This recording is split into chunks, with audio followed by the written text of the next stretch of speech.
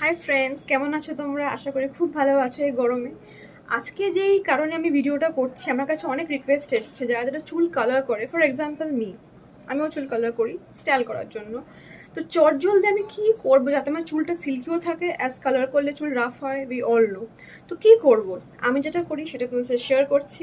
ওকে, সেটা হচ্ছে একটা ডিম নাও, কারেক্ট, একটা দই নাও, যে কোনো দই, আর একটা অ্যালোভেরা জেল নাও। ওকে, এই তিনটে জিনিস এইরকম একটা বলে নাও, নিয়ে ভালো করে ফেটাও, দিয়ে চানের আগে মাথায় লাগাও। মাথায় লাগিয়ে জাস্ট 1-1.5 ঘন্টা ছেড়ে দাও, দেন জল দিয়ে ধুয়ে ফেলো, আর শ্যাম্পু করে জল দিয়ে ধোবে। কারেক্ট। ওকে, পরও দেখবে চুল একদম পুরো কি বলবো, একদম সুন্দর থাকবে, সিল্কি থাকবে। কারণ দইতে ড্যান্ড্রফ কমায়, ডিম is very much protein to the hair, আর অ্যালোভেরা জেলে চুল সিল্কি করে।